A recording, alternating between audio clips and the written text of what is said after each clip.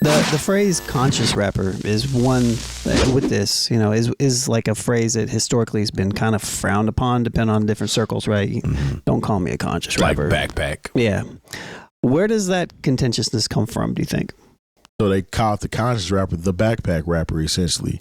The conscious rapper was supposed to be the rapper that didn't necessarily rap about street shit.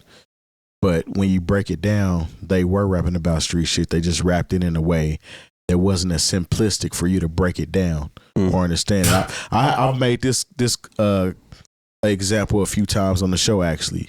Like, Jay-Z is considered a conscious rapper, essentially, right? Mm-hmm. You think so? He is. I mean, if you listen to his lyrics, I understand where you're coming from. If you listen to his lyrics, he's a conscious rapper. Like, if you want to put him in that box, but he's not viewed as one. He's not viewed as one. Raekwon can be viewed as a conscious rapper. Yep. But these two rappers are rapping about the exact same thing that Master P was talking about. Yeah. It's just the delivery of how they put it. So it's almost like books that you're reading in, like, let's fast. I don't want to be that.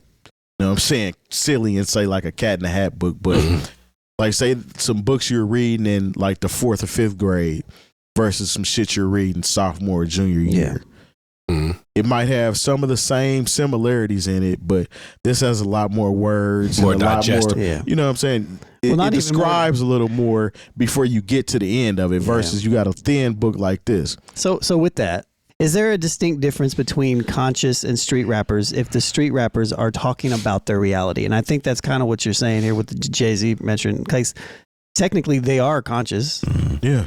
Nas, the same way. Yes. Like these are super conscious rappers. They're talking about the reality of stuff. I think when you talk about non-conscious rappers, you really have to get into some stuff to where people are just kind of mumbling incoherently, or they're kind of semantics. Man, conscious rappers it got to a point where that would just mean you ain't got no hoes. Is that what it means? And you don't sell any records. Yeah, that's it. Like Common would probably beg a conscious rapper. Okay, but it's still Common and doesn't have one platinum plaque. And that's not to diss and say there's the validity in his art because he done dated a whole lot of women. Yes. But, he got a whole lot of checks from other places. He's been in movies. He got Microsoft. So there have been things that have balanced it out. Because trust me, if you wanted to give me, say, I'll be the Yin Yang Twins or Common, at one point, everybody would have took being the Yin Yang Twins. Yeah. I'm done. No, I'm saying if you're talking about from a commercial and monetary, I wouldn't want to be the Yin Yang Twins. But if you're talking about where their careers were at, if they were on the radio 24/7, they sold millions of records. And then you're talking about, Common, who the perception I'm gonna take the Common pill. He out there wearing crocheted gloves, and he's out there like can't even fill up an arena. Yeah, there's there are people who saw that and were like, I would have taken the road much more traveled. Oh no, and maybe that's what I'm saying. I think I'm cool. He dated Erykah Badu, and you got to add all of that stuff. We're seeing it now. We're seeing it now. But I think if you would have said, who do you want to be? This I just happen to say Yin Yang Twins, but if whoever was on the radio and really popping at that time, who might have been a one hit or 1 year wonder, if you would have taken that at the time, or you would have taken.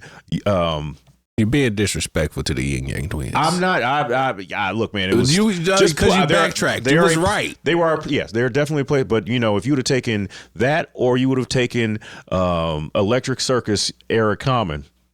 I mean, I think it's the same period. Roughly, yeah. I think realistically, the conscious thing, when we boil it down to it, it was just a way to make fun of people for quote unquote not being intelligent enough. Or that's kind of what it was. That's kind of where it always went to. It's like, you're not conscious enough, or I like conscious rappers. I don't like these rappers that are. That's from the conscious side. That's what I mean, from the conscious side. That's from that side. And the other side was kind of like, y'all say too many words. You ain't got no hoes. Yeah, you just be talking too much. You ain't got no money. You ain't got no hoes. You still driving the car you got. The conscious rappers was the hoteps, huh? Yes. But I can make a argument that Black Star's definition and redefinition, those are street records. Mm-hmm. When you listen to the content, though, a lot of these conscious rappers had street records. That's why I don't think it's synonymous. Yeah, so it kind of like, because that's the first I had ever heard was you name somebody conscious because I ain't got no hoes. Yeah, that's wild. I ain't know or the that kind of 3 or 4s that they have. They might stink. They might use crystals as deodorant. They don't use deodorant. They wear head wraps and they don't know nobody's got a perm. You know what I'm saying? No, I'm not saying that's what it is. I'm just saying that's what they were saying. What the perception. That was the perception of that. Well, yeah, all right. Wearing. I always thought. All right, so this could get real disrespectful. So let me talk about some albums that I bought at the exact same time. That some could be considered conscious and some could be considered street or whatever. So, Dead Prez, Let's Get Free. Yeah. Mm-hmm. That's a conscious album. Absolutely. Very much It's so. conscious to me because it's political. They're like talking about like communists, like social market. I mean, they Marxists. talking about some shit up. Yeah. But not really either. The Mind Sex was on there too. Yeah, it was. Fire album. Yeah, but they want to have an incense and cook up some croutons. We ain't got to take our clothes off. He wasn't trying to get the butt. You know what I mean? Look, I want to have mind sex. He want to burn some incense and talk about it. Yeah, you know what I'm saying. So but that's how you. That's conscious. Yeah. And then at the same time, around the same time that came out, a mystical album. Yeah. Shake that ass. But watch yourself. You know what I'm saying? Because I came here with in my hand. Yeah. Don't make me leave here with my in your ass. And then in the same, be cool. That's why he's in jail now. Same year, I get a Jay-Z album. Yeah. You know what I'm saying? So, I mean, all right, so if I got to separate all 3 of those albums, of course, Dead Prez automatically goes into the conscious record pile because of content-wise. Jay-Z's content is not the same as Mystical's content, right? It's a little...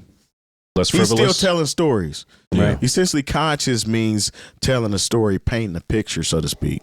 I think he's just speaking on your Kel reality Mystical or was speaking too, on though. exactly. That's what I say. Like, I think all these, I don't think like the same thing. I don't think they're diametrically opposed. I don't think it's one side is street rapper and the other side is conscious. Mm-hmm. I think that is the fallacy. So how do you create that difference then? Because everybody that's street are not, I mean, they're street, but the way that they're telling their stories is still poetry in motion, essentially. To me, that's conscious rap. Yeah. In my personal opinion. I think it's both. I just think that the term conscious rap this is why it's such a pretentious term, because it suggests that certain stuff isn't conscious, isn't intellectual enough to be considered, have thought into it. And I just don't think that's the case. No, it ain't. But I mean, there's a lot of party album or party records that weren't created for you to think about it. Sure. It's literally made for you to party and have a good time. Yeah. So like a Yin Yang Twins album is not conscious. Right. Yeah. You know, in that particular, it's made for one specific intention. Wait till you see my. I'm going to that up. Yeah. I mean, that's what it's for. Yeah.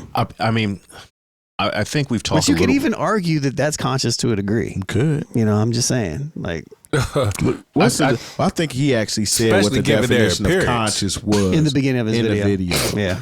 And it kind of groups a whole lot of things together. Yeah. And it goes to his point, or him saying that he thought, or his thought of conscious rap was you just didn't get no brides. That was the connotation behind. Yeah. I can. But you Like know, it's the same as what they say about Kendrick and Cole. You put their music on, you scaring the hoes. That's like the Drake Kendrick stuff. Like I mean, it's look. I just remember at one point I would have if I had a young lady in the car, it was a different vibe. You know, if I had a mixtape, back when we had tapes. Okay, this is what I'm going to play when it's just me. Yeah. But this is what I'm going to play if I have, some young ladies with me. You know what I'm saying? Because I know they don't want to hear about all that red, black, and green. They're not trying to hear all that. It's just real, But I just think there's also this weird line of demarcation where I think we've started to really split up as far as what we consider to be street rap and what we consider to be conscious rap. And it was July 2nd, 1996.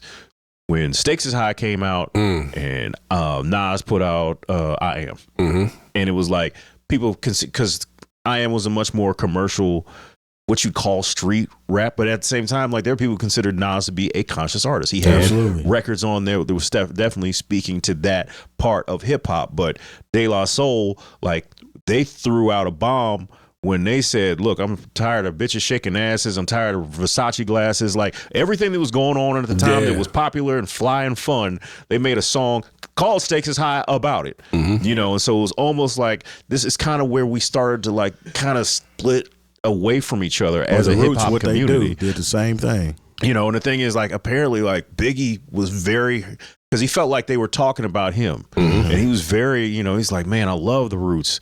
And like this is way back in the day with fax machines and whatnot. And Questlove had wrote it, like, decided he's going to write an op-ed. And he was literally writing it the night that Biggie got killed. You know, because he was like, no, that's not what we were trying to do, and we're trying to do this. But I mean, I think there's been a misunderstanding between the two sides for so long. You know, even though they're doing roughly the same thing, depending on who you're talking about. Like, you know, I just remember like Pimp C talking about how, you know, they were label mates, I think, at one point with Brand Nubian. You know, and it's like, yo, I got love for them. You know, in the song Country Cousins, that Pimp C did with Talib Kweli. All these people are fans of each other. That's the wild thing. At least a lot of them are.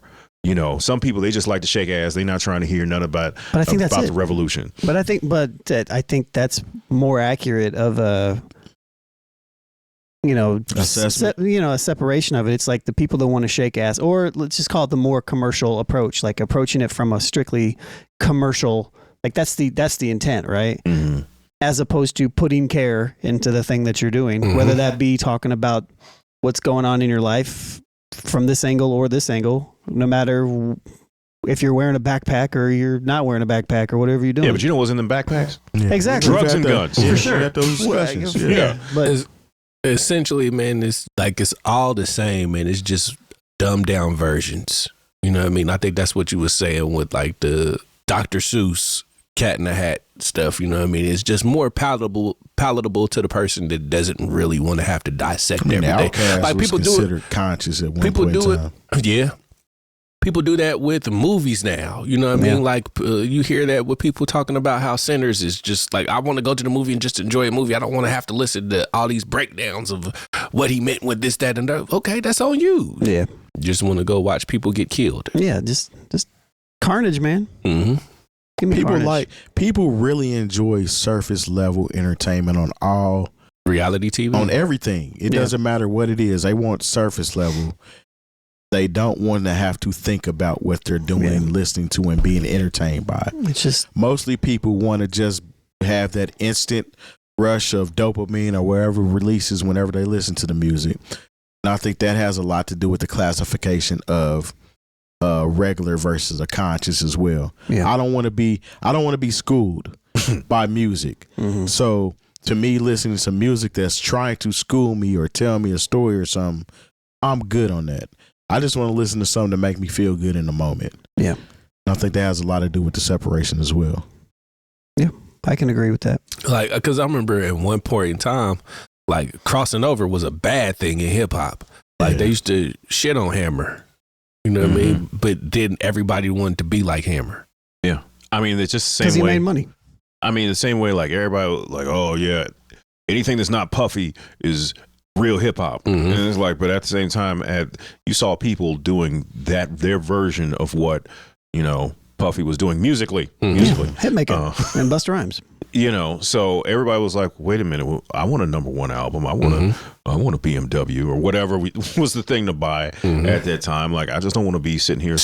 I just don't want to be down here smoking blunts and playing video games with my friends. Like, you know, you can't, I don't ever fault people for, if they have a formula where they can do something that's commercially viable. The same way it's like, look, Sinners is dope, but you know, I understand, like, if the next thing that Ryan Coogler does is a Marvel movie, if he's on to do the next Black Panther, I'm not going to be mad at that because there's a way for him to make something that's going to generate $700 million as opposed to 100.